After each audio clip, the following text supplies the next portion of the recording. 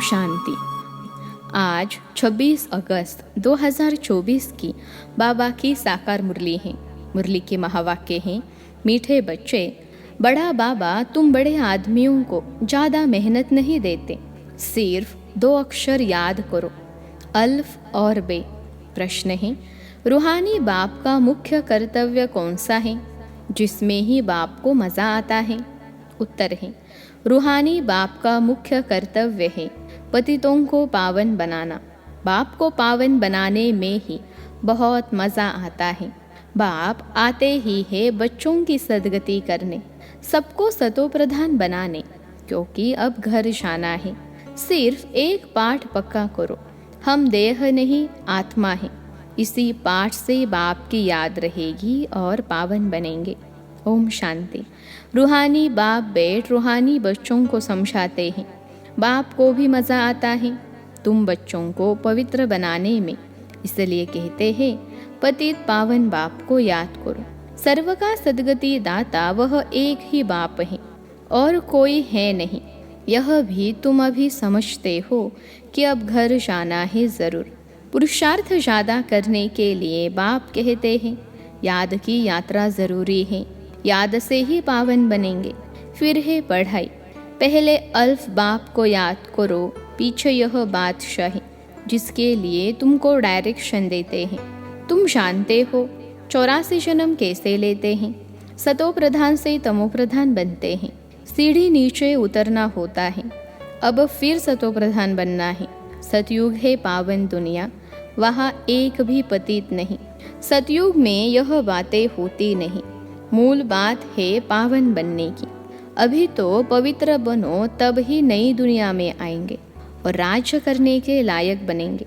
सबको पावन बनना ही है, वहाँ पतित होते ही नहीं। जो अभी सतोप्रधान बनने का पुरुषार्थ करते हैं वही पावन दुनिया के मालिक बनेंगे।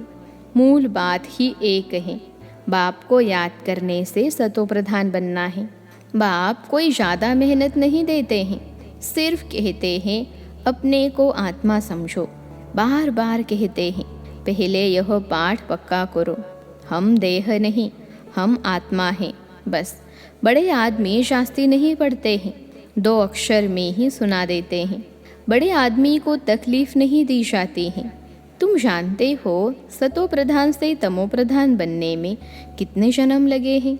63 जन्म नहीं कहेंगे, 84 जन्म लगे हैं।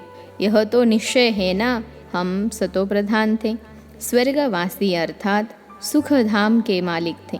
सुखधाम था जिसको ही आदि सनातन देवी देवता धर्म कहा जाता है। थे वह भी मनुष्य, सिर्फ देवी गुण वाले थे। इस समय है आसुरी गुण वाली मनुष्य। यह तो शास्त्रों में लिख दिया है कि असुरों और देवताओं की युद्ध लगी, तब देवताओं का राज्य स्थापन हुआ। यह तो बाप समझाते हैं। तुम पहले असुर थे, बाप ने आकर ब्राह्मण बनाए, ब्राह्मण से देवता बनाने की युक्ति बताई है।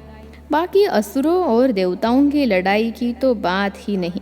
देवताओं के लिए कहा जाता है अहिंसा परमो धर्म। देवता कभी लड़ाई थोड़े ही करते, हिंसा की बात हो न सके। सतयुग में देवी राज्य में लड़ाई कहाँ से आई? सतयुग के देवता यहाँ आकर असुरों से लड़ेंगे या असुर वहाँ देवताओं के पास जाकर लड़ेंगे? हो नहीं सकता। यह है पुरानी दुनिया, वह है नई दुनिया, फिर लड़ाई कैसे हो सकती? भक्ति मार्ग में तो मनुष्य जो सुनते हैं वह सत सत करते रहते हैं। कोई की बुद्धि नहीं चलती है, बिल्कुल ही पत्थर बुद्धि है। कलयुग में पत्थर बुद्धि, सतयुग में पारस बुद्धि होते हैं।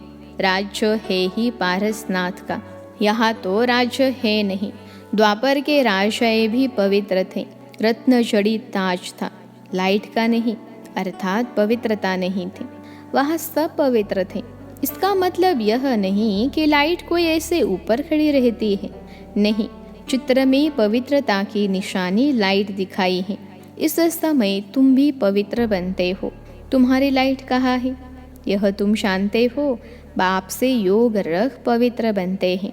वहाँ विकार का नाम नहीं।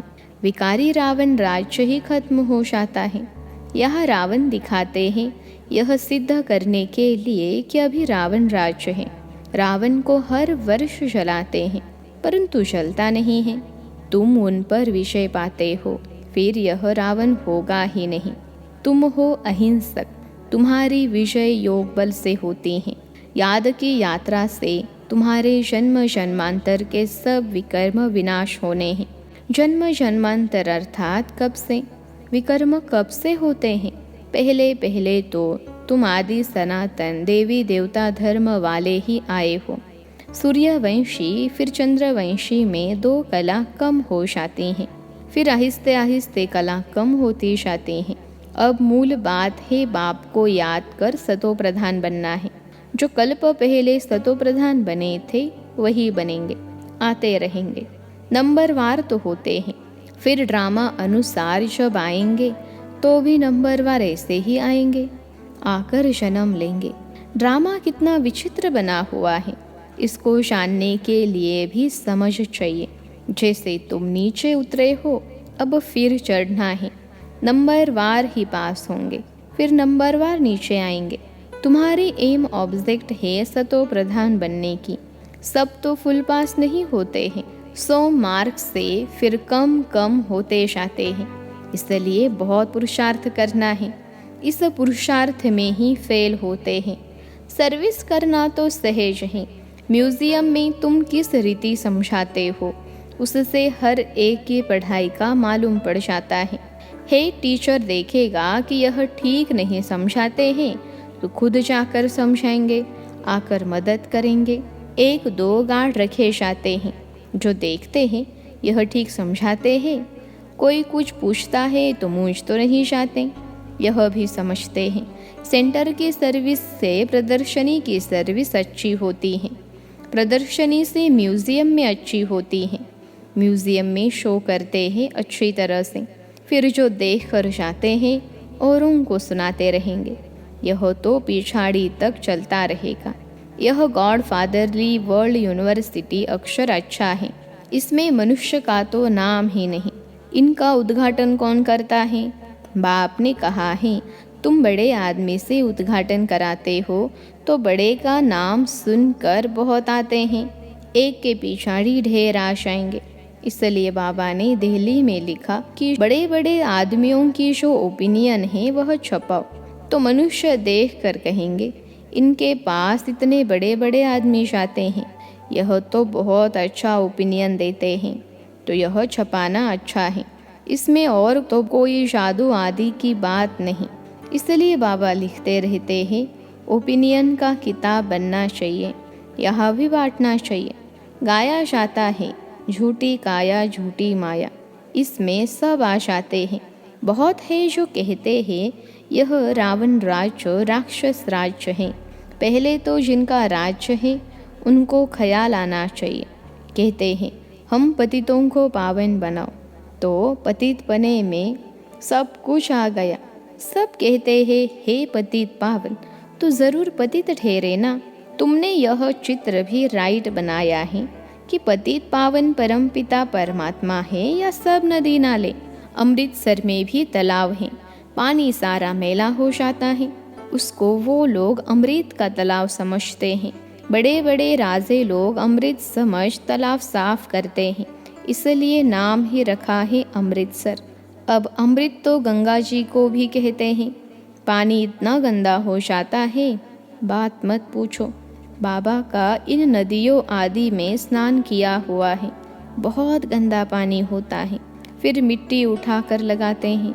बाबा अनुभवी है ना, शरीर भी पुराना अनुभवी लिया है। इन जैसा अनुभवी कोई होगा नहीं। बड़े बड़े वॉइस रॉय किंग आदि से भी मुलाकात करने का अनुभव था। ज्वार बाजरी भी बेचते थे, बस 4-6 आना कमाया तो खुश हो जाते थे बचपन में। अब तो देखो कहाँ चले गए। गावड़े का छोरा फिर क्या बनते हैं। बाप भी कहते हैं मैं साधारण तन में आता हूँ, यह अपने जन्मों को नहीं जानते हैं। कैसे 84 जन्म ले पिछाड़ी में छोरा बना, यह बाप बेट समझाते हैं। चरित्र न श्री कृष्ण के हैं न कंस के हैं। मटकी फोड़ना आदि, यह सब तो श्री कृष्ण के चरित्र हो नहीं सकते। बाप देखो कितना सिंपल बताते हैं। मीठे मीठे बच्चों, उठते बैठते तुम सिर्फ मामेकम याद करो। मैं ऊंचते ऊंच सभी आत्माओं का बाप हूँ। तुम जानते हो हम सब ब्रदर्स हैं, वह बाप हैं।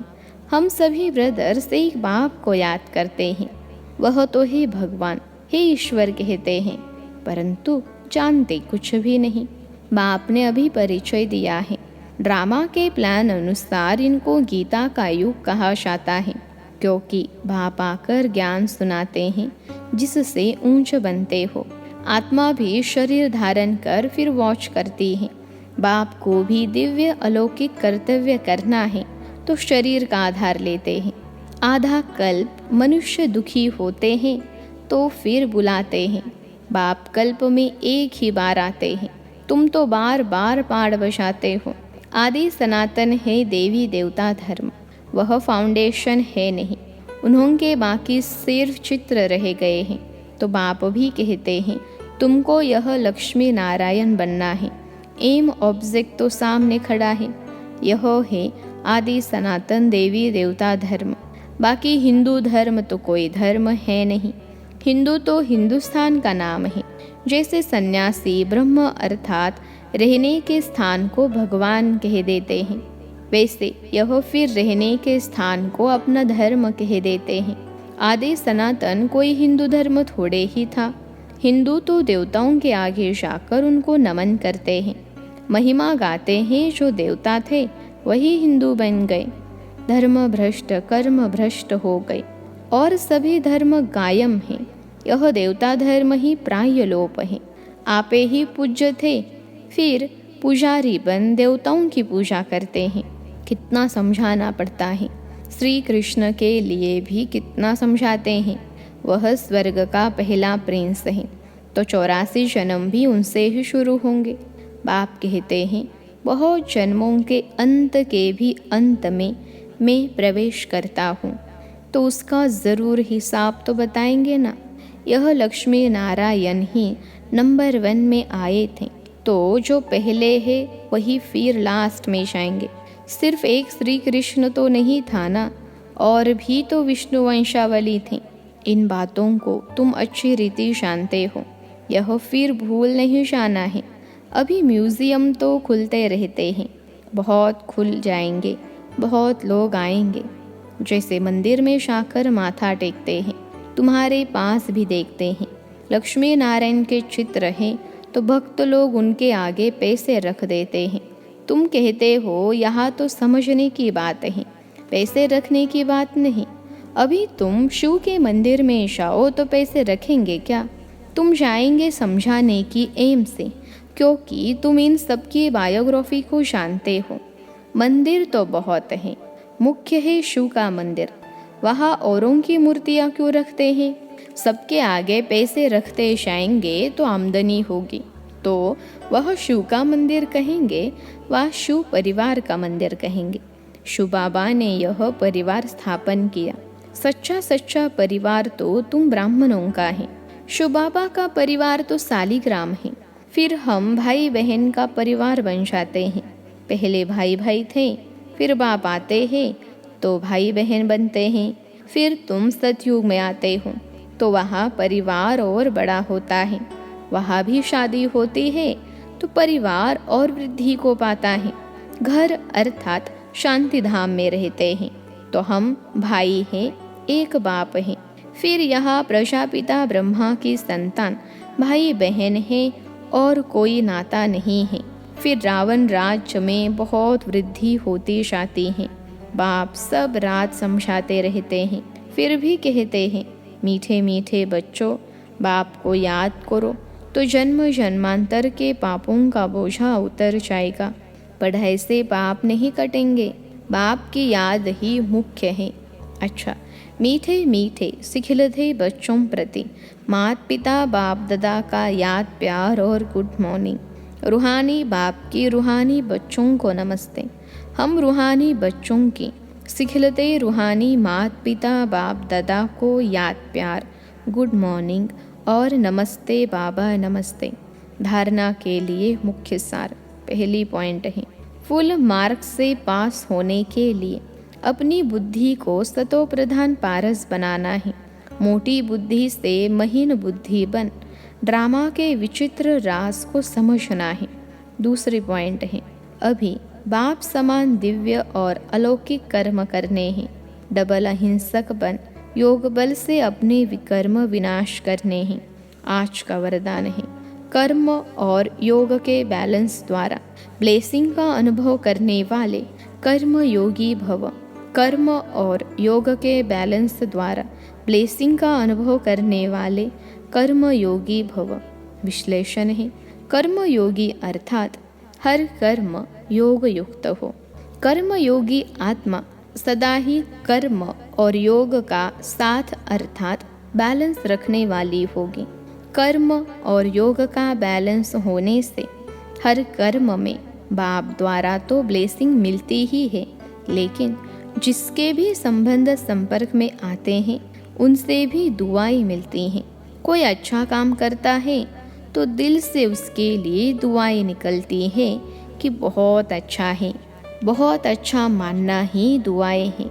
आज का स्लोगन है, सेकंड में संकल्पों को स्टॉप करने का अभ्यास ही कर्मातीत अवस्था के समीप लाएगा। सेकंड में संकल्पों को स्टॉप करने का अभ्यास ही कर्मातीत अवस्था के समीप लाएगा। अच्छा, ओम शांति।